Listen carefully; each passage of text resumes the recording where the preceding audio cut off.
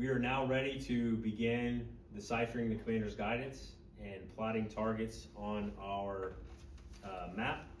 And so we want to make sure that we have all the overlays attached so that we have all the information needed in order to do so. You can see from this, there's 4 pieces of tape around the edges. So that way, each one of these overlays, enemy, I can fold up. Next on the list is the engineer. I can move the engineer overlay. Next is the battalion operations overlay. And then the bottom overlay here is going to be my company fire support overlay, okay? So these targets are gonna go on the fire support overlay ultimately, but I need to determine grids to where they're going to be in order to have them plotted correctly on this overlay. So folding all these back real quick, put the battalion, engineers, and then the enemy. So now there's several layers here, and it makes it more complicated to read through, but you can see that all the overlays mesh together, and it gives you a clear sight of what's happening on the battlefield. The map has a little squish to it, and so don't laser focus in on some of the graphics that may not look exactly like yours. As I draw things, I'll push it down so that it's a little closer together. So for this, we're gonna look at the commander's guidance once again first. So pretty easy, pretty straightforward. The task here is to disrupt the enemy as they maneuver through EA leg in phase 3. Okay, so through EA leg in phase 3. So we know already that our target is going to have to happen inside of the EA.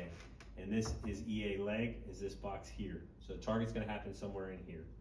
Slow enemies movement, allowing our direct fire weapons to be more effective. Okay, so we're looking to slow their movement here. So as I peel back the layers of this map, I'm grabbing 2 at a time.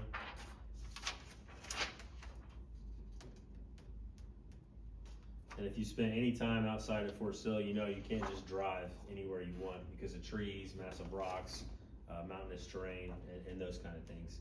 So you notice I've already put a dot here to speed this up a little bit for us. So when you're looking, okay, look for road intersections that are going to be inside of the EA that meets the objective during phase 3. So inside of the EA, the enemy most likely course of action is moving this way. Now remember, okay, alpha is up top here, right? So we're looking for the enemy to maneuver into the engagement area, right? Notice that Avenue Approach 1 and the EA don't exactly line up completely, but based off of the road system, right, this big red arrow, there's not a lot of stuff that's gonna get them to their objective. So if we look at the road system that they're gonna come from, okay, there's a road running. I'm gonna try to point so you can see it from east to west, right? And then it breaks into several different roads here, ultimately winding itself towards the objective and then towards our position in alpha.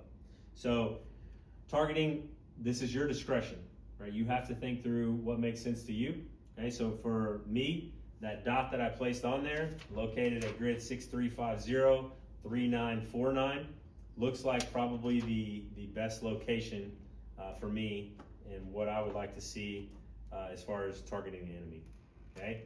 So when I go to plot this dot at 6350, find it, I'm gonna find it again so I get it correct here. 6350, okay, and then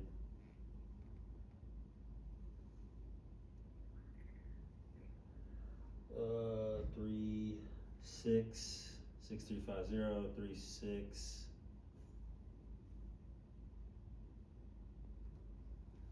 36, 49. Okay, so I'll put another dot here so you can see it. 49, which is right there. Right, I'm gonna go ahead and make this a point target. Okay, 200 by 200.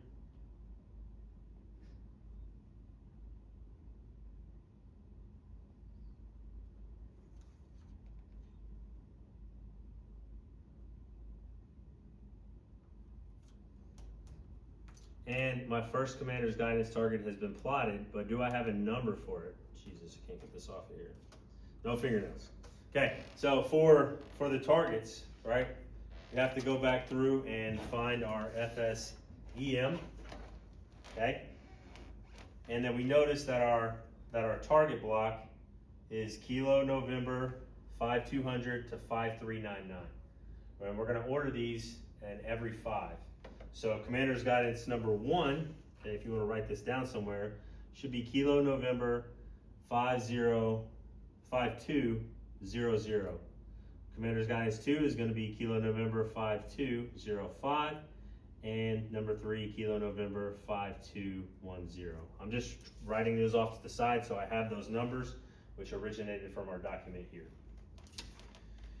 Move this back to the side, grab my black marker here and record Kilo November 5200 next to that target. Okay, we've now met Commander's Guidance number 1, and we have the grid for it. Now, Commander's Guidance number 2, okay, tells us to delay the enemy's breach of our C wire, Constantina wire, for while the enemy is in EA leg, and again during phase 3. Okay, so if I take my overlays and I push them back over the map,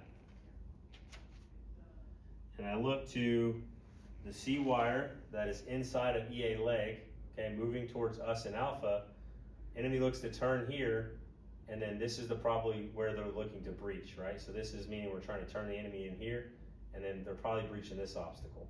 So I put my little dot there already for Commander's Guidance 2 so you can see where I put this. So look at the road system around it, okay? Could they breach and go through? Potentially, but a more likely scenario is that this obstacle is tied to that road right there, and as to breach that and continue towards alpha, they have to breach this obstacle.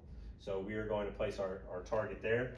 And again, we're looking for a point target.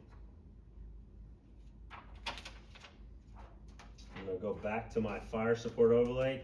Make sure you're not drawing all your targets on the wrong overlay. You just have to do them twice.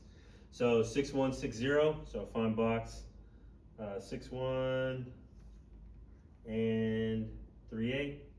Okay, 6160 and then 3827. I'm gonna put my dot on my overlay there. Okay, and again 200 by 200.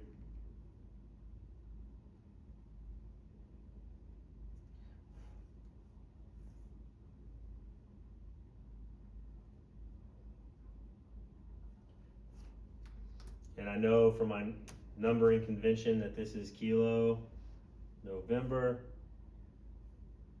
5205. Okay, I'm writing all this information down just on a scratch piece of paper beside it, so that way when I need to transfer the data over, I can do so. All right, and then my last target there, back to Commander's Guidance number 3. Okay, Commander's Guidance number 3 tells us to deny the enemy from sending a squad to approach our flank. So if it's coming on our flank, it's close. And if it's close, we know that we need to plot this for the FPF. So take my battalion overlay, is the only one I'm gonna need for this, back over the top. And I look to where they're coming from our flank, probably next to this platoon here. And I'm going to go ahead and plot a grid that's close to there. And if you look on your overlay, there's a road that runs right there very close to our position, which means they're probably coming up that road if they're getting to our flank. The grid that I got for that, 6124.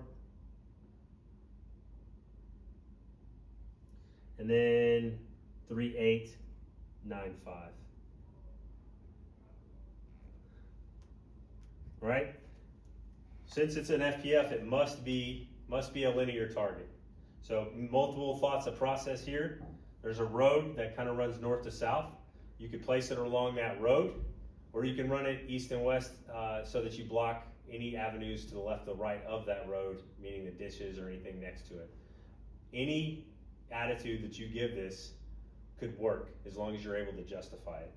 All right, for mine, I'm just gonna run it from east to west. So I have an attitude of 1/600. I know that for this target, I need to look back at my FSCM and remember that the battalion has gave me a priority target for this, which is our FPF. So because it's a priority target and we're firing with battalion mortars, I need to check back into my pubs and look at my effective burst width. The effective burst width for the mortars is 75 meters. So with 7.5 multiplied by your 4 guns, you're gonna get a length of 300. So I'm gonna take this and go 150 each way. Okay, each side of my line is the same, 200.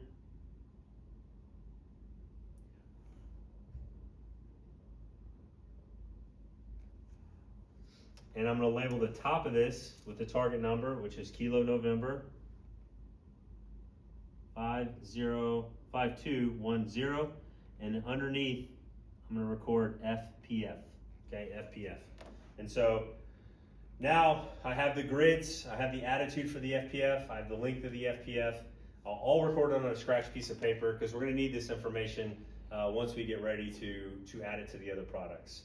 So targets are plotted on our company fire support overlay.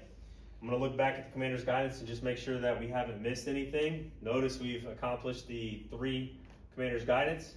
The next sentence below is going to tell us to plan an additional mortar firing point for the 60mm mortars in the event we're receiving accurate counterfire. So it doesn't give us a ton of information here for us to plot this alternate spot. So we're just going to take a look at this and just see where it would make sense for our alternate mortar firing point for Alpha. Okay. Tactically, you're not graded on would this make sense based off of a retrograde because we have no retrograde information. So we're just looking to see based off of where Alpha Mortars is currently located to where they could go. So if they push, we don't want to put them in the PAA, right?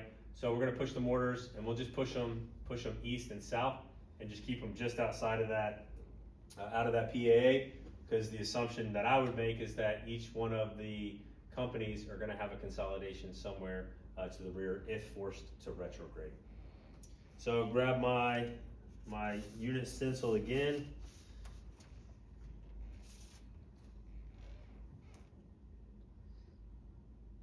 Gonna add it just to the east or the west side of where they are currently. It is the alternate location, so don't forget to make your box dashed. Okay, I'm going to draw my symbols inside of it. I'll just use this as my straight edge here. The only thing that's dashed is the box itself.